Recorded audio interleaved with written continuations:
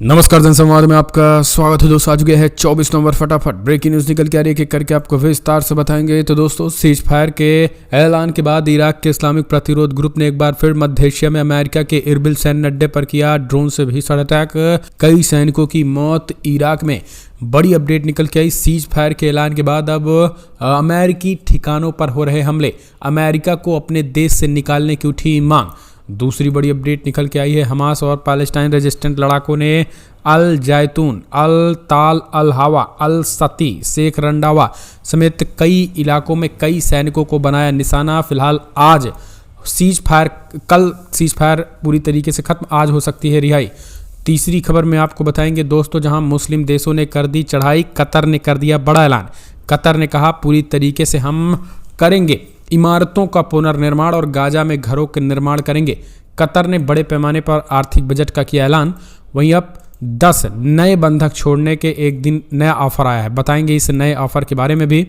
और सबसे बड़ी बात यह है कि नीदरलैंड में इस्लाम विरोधी गिल्ट बिल्डर्स को हो सकते हैं अगले पीएम। एग्जिट पोल में मिली बड़ी जीत, नुपुर शर्मा का भी कर चुके हैं समर्थन। क्या है पूरा मामला, ये भी हम आपको बताएंगे। और बड़ी अपडेट अगली निकल के आई है दोस्तों, जहां गाजा के हॉस्पिटलों को हमास ने बनाया ठिकाना। आईडीएफ ने फुटेज जारी कर अंतर्राष्ट्रीय समुदाय पर बोला हमला। ये भी हम आपको बताएंगे। सब कुछ खबरें के करके जान लेना जरूरी है, क्या है पूरा मामला। और वहीं चाइना में कैसे हालात बेहद हो चुके हैं बेकाबू, चुनाव को लेकर भी कुछ एक बड़ी खबर आई है, ये भी हम आपको बताएंगे। और सबसे बड़ी बात तो ये है दोस्तों, आखिर कैसे सीज फायर के कुछ घंटे बाद इजराइल को जो है वो सीज फायर तोड़ना पड़ा भारी, बताएंगे इसके बारे में। लेकिन सबसे पहले छोटा सा अगर आपने चैनल को सब्सक्राइब नहीं किया तो पल पल के अपडेट के लिए चैनल को सब्सक्राइब करना न भूलें दोस्तों। दरअसल पहली बड़ी अपडेट निकल के आई है। इराक के इस्लामिक प्रतिरोध ग्रुप ने मध्य एशिया स्थित अमेरिका के इरबिल सैनिक अड्डे पर हथियारों से एक ड्रोन के माध्यम से गिराया बम। एक बार फिर से भीषण तबाही, कई अमेरिकी सैनिकों के मारे जाने की खबर। इराक समेत तमाम अड्डों पर अब कहा जा रहा है कि उनको हटाया जाए। जी हाँ, कहा जा रहा है कि अमेरिकी सैनिकों को निकालने की उठी मांग। दरअसल दोस्तों आपको बता दें, दुनिया भर में जिस तरीके से खास करके इजराइल और हमास युद्ध के बीच अब जो खास करके सीज फायर का ऐलान हुआ है, इस ऐलान के बीच सबसे बड़ी बात ये निकल के आई है कि अब सीधे तौर पर कहा जा रहा है कि इनमें हमलों को लेकर के अब अमेरिका तमाम सैन्य अड्डे छोड़े, तमाम देश छोड़े, चाहे फिर इराक हो, सीरिया हो, ईरान के साथ साथ वो यमन, कई जगहों पर जो है वो अमेरिकी सेना तैनात है। अफगानिस्तान में तो फिलहाल मारकर भगा दिया गया है तालिबानों के द्वारा। तो कुछ देश अभी भी हैं जहां पर ये हैं, लेकिन उनको वहां से पूरी तरीके से हटाने का ऐलान किया गया है और कहा है कि उन्हें पूरी तरीके से वहां से हटाया जाए। और यही कारण है कि इस पूरे मामले में अब तगड़ा झटका जो है वो उनको लग रहा है। और यही कारण है कि इराक के इस्लामिक प्रतिरोध ग्रुप ने मध्य एशिया स्थित अमेरिका के इरबिल सैन्य अड्डे पर भीषण बमबारी की और हथियारों से एक ड्रोन के माध्यम से बम गिराए, जिसमें कुछ अमेरिकी सैनिकों के भी मारे जाने की खबर निकल के आई है। एक और अपडेट निकल के आई है। यमन के हूती विद्रोहियों ने बड़ी धमकी दी है, कहा है बंधकों से की मुलाकात, कहा फिलहाल हम तुम्हें मारेंगे नहीं, हम तुम्हें मारेंगे नहीं, हम इस्लाम को मानने वाले लोग हैं, ये आपके साथ बुरा व्यवहार नहीं करेंगे। हमारी लड़ाई आपसे नहीं, आपके आका यानी इजराइल के पीएम नेतन्याहू से और इजराइल के सेना से है। इस वजह से उन्होंने सीधे तौर पर इजरायली नागरिकों से मुलाकात की और कहा कि जैसे गाजा में परमानेंट युद्ध खत्म हो जाएगा, हम अपना भी युद्ध रोक देंगे। आपको बता दें, बंधकों से मुलाकात कर इजराइल को सीधी धमकी दी। उन्होंने कहा है कि इजराइल को इसी तरीके से लोगों को बंधक बनाया जाता रहेगा। और इतना ही नहीं, उन्होंने कहा है कि गाजा पट्टी में अगर बर्बरता नहीं रुकी तो फिर इसके परिणाम जो है विध्वंसक होंगे। एक बार फिर से यमन के हूती विद्रोहियों ने परमानेंट सीज फायर की मांग करते हुए बड़े पैमाने पर जो बनाए गए बंधकों से मुलाकात कर वीडियो जारी कर एक बार फिर से इजराइल को सीधी धमकी दी है। एक और अपडेट निकल के आई। मुस्लिम देशों के आह्वान के बाद भन्नाया इजराइल बड़ी ही बुरा फंस गया। दरअसल आपको बता दें, 4 दिनों के सीज फायर महज सीज फायर ही नहीं है, मुस्लिम देशों को पूरी तरीके से गाजा पट्टी में चढ़ाई करने का मौका मिल गया है।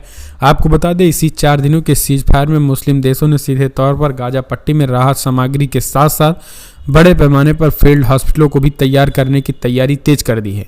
इतना ही नहीं, कतर ने दोहा में हमास कार्यालय को बंद करने से इनकार कर दिया। कतर ने कहा है कि गाजा का पुनर्निर्माण और गाजा मुसलमानों के लिए घरों का निर्माण भी हम करेंगे। इतना ही नहीं, तुर्की से लेकर के यूएई तक ने भी बड़े पैमाने पर कतर खास करके हम गाजा पट्टी के घरों को पुनर्निर्माण करने का ऐलान कर दिया है, जिसके बाद इजराइल बुरी तरीके से फंस चुका है। इजराइल बार बार एक ही रट लगाता है कि वो हमास के लड़ाकों को खत्म करना चाहता है और हमास को पूरी तरीके से हटाना चाहता है। अब उसने उत्तरी गाजा में पूरी तरीके से इजरायली सेना के मुताबिक उसने कब्जा कर लिया है। यानी उसके हिसाब से गाजा पट्टी में जो है वो उत्तरी गाजा में हमास के लड़ाकों का अड्डा पूरी तरीके से खत्म हो चुका है। यानी अब उसे वो फ्री कर देगा इस सीज फायर के बाद। और ऐसे में वहाँ पर पुनर्निर्माण जो है वो मुस्लिम देशों ने करने का ऐलान कर दिया है कि गाजा को एक बार फिर से अच्छी तरीके से बसाया जाएगा और वहाँ के मुसलमानों का घर बनाने के लिए खर्चा मुस्लिम देश पूरी तरीके से उठाएंगे। ये चीज़ें जो है वो ऐलान करने के बाद कहीं ना कहीं देखा जाए तो अब सबसे बड़ी बात ये निकल के आई है कि इस ऐलान के बाद से अब इजराइल को सिट्टी पिट्टी गुल हो गई है। इजराइल को ये लगता है कि सीज फायर के बीच मुस्लिम देश कहीं ना कहीं गाजा पट्टी में चढ़ाई ना कर दें और यही कारण है कि ये उनकी मुसीबतों का सबब बन रहा है। एक और अपडेट निकल के आई है दोस्तों, जहां आखिरकार 10 नए बंधक छोड़ने के एक दिन का सीज फायर भी होगा। डील में हमास ने एक दिन का और ऑफर दिया। इजराइल और गाजा के बीच सीज फायर की बात बन गई और इस सीज फायर के पहले हमास द्वारा इजराइल से बंधक बनाए गए करीब 50 लोगों को रिहा किया जाएगा, जबकि इजराइल अपनी जेलों में बंद करीब 150 फिलिस्तीनियों को रिहा करेगा। साथ ही इजराइल गाजा में अधिक मानवीय सहायता की अनुमति देगा। हालांकि ये सीज फायर और बंधकों की रिहाई शुक्रवार तक टल गई है। इजरायली राष्ट्रीय परिषद निदेशक ताजावी ने कहा है कि फिलहाल हमास ने इसे जुमे की नमाज के दिन तक रखा है और कहा है कि जुमे की नमाज के बाद जो है वो इसे रिहा किया जाएगा बंधकों को। ऐसे में जब हमास हमारे बंधकों को रिहा करेगा तो हम भी फिलिस्तीनियों को छोड़ेंगे, एक के बदले 3 की रिहाई है। इस बीच उन्होंने कहा है कि 4 दिनों की जो एक तरीके से ये सीज फायर होगा उसमें एक एक्स्ट्रा सीज फायर भी होगा, यानी 1 दिनों का एक एक्स्ट्रा सीज फायर भी इजराइल की तरफ से दे दिया गया है, जो कि उनकी कहीं ना कहीं मजबूरी को साफ दर्शाता है। एक और अपडेट निकल के आई है दोस्तों, जहां आखिरकार इजराइल ने गाजा युद्ध में पहली बार दागी आयरन बीम लेजर से हमास के रॉकेट को मार गिराया। दरअसल इजराइल ने गाजा पट्टी में युद्ध भविष्य पर एयर डिफेंस कहे जाने वाले आयरन बीम लेजर गन का इस्तेमाल किया। इस लेजर गन ने अपने पहले ही वार में हमास के एक रॉकेट को मार गिराया। ऐसा माना जा रहा है कि ये पहली बार जब किसी लेजर एयर डिफेंस सिस्टम का युद्ध क्षेत्र में उपयोग किया गया है। Iron beam mobile defence system तेज गति से चलने वाले प्रोजेक्टाइल जैसे missile, rocket, drone, fixing wing के एयरक्राफ्ट को नष्ट करने के लिए आसान में प्रकाश की शक्तिशाली किरणें छोड़ती हैं। इसमें इजराइल के प्रसिद्ध आयरन डोम के साथ काम करने के एक सस्ते विकल्प के रूप में डिजाइन किया गया है। यह इजराइल के मिसाइल डिफेंस सिस्टम का छड़ा एलिमेंट है, जिसमें एरो 2, एरो 3, डेविड स्लिंग और आयरन डोम जैसे हथियार शामिल हैं। एक और अपडेट निकल के आई है दोस्तों, बिग ब्रेकिंग निकल के आई। आपको याद होगा नीदरलैंड में इस्लाम विरोधी गीट बिल्डर्स हो सकते हैं अगले पीएम। एग्जिट पोल में मिली बड़ी जीत, नुपुर सुरमा का भी कर चुके हैं समर्थन। दोस्तों नीदरलैंड में धुर दक्षिणपंथी नेता ग्रीट बिल्डर्स अगले प्रधानमंत्री हो सकते हैं। एग्जिट पोल में उनकी पार्टी को सबसे ज़्यादा सीटें मिलने का दावा किया जा रहा है। पॉलिटिको की रिपोर्ट के अनुसार एग्जिट पोल में ग्रीट बिल्डर्स की फ्रीडम पार्टी पीबीबी संसद की 150 सीटों में से 35 सीटें जीतकर सबसे बड़ी पार्टी के तौर पर उभर रही है और ये बीते चुनाव में हासिल की गई पीबीबी की सीटों की संख्या से दोगुना ज़्यादा है। पोल में पीबीबी के बाद फ्रांस टिमर्मस के नेतृत्व वाले लेबर ग्रीन गठबंधन के 25 सीटों के साथ दूसरे स्थान पर रहने की भविष्यवाणी की गई है। पॉलिटिको की रिपोर्ट के अनुसार कहा गया है कि नीदरलैंड के मौजूदा पीएम मार्क रूटे की 2010 में अब तक लगातार 4 मध्यमार्गी विचारधारा वाली सरकारों के बाद दक्षिणपंथी ग्रीट की जीत नीदरलैंड की हो सकी है और उन्होंने कहा है कि फिलहाल राजनीति में दिशा में एक नाटकीय बदलाव लाएगी।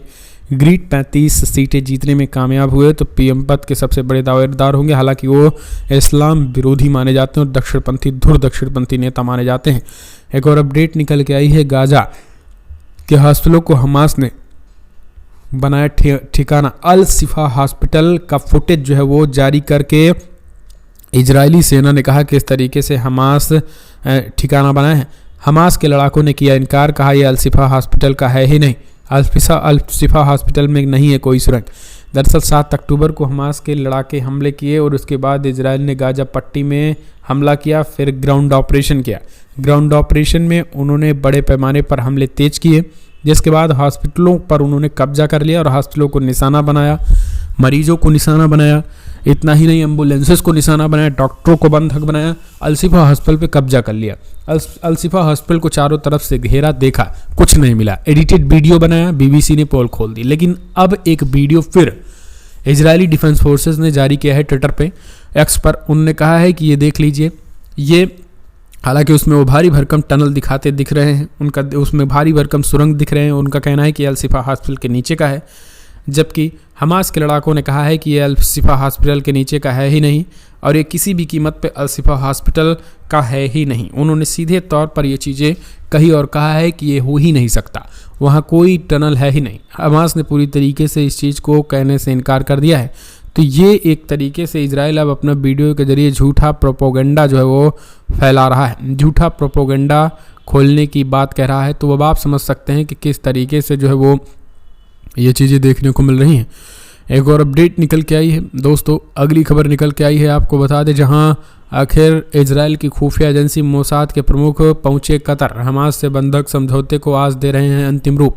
जी हां, दरअसल संभवतः कल शुक्रवार जुमे की नमाज के बाद जो है वो बंधकों की रिहाई हो सकती है 2 बजे के करीब, लेकिन उससे ठीक पहले मोसाद प्रमुख कतर पहुंचे और खुफिया एजेंसी मोसाद के प्रमुख डेविड वार्निया कतर पहुंच रहे हैं आज गुरुवार को और प्रधानमंत्री मोहम्मद बिन अब्दुल रहमान बिल सजीम अल थानी से मुलाकात कर बंधकों की रिहाई की पेचीदगियों पर चर्चा कर हमास के साथ समझौते को अंतिम रूप दे रहे हैं। इजरायली सूत्रों के अनुसार ये यात्रा युद्ध विराम के दौरान इजराइल के पक्ष में और अधिक समझौता करने और इजरायली जेलों में फ़लस्तीनी कैदियों की रिहाई के लिए है।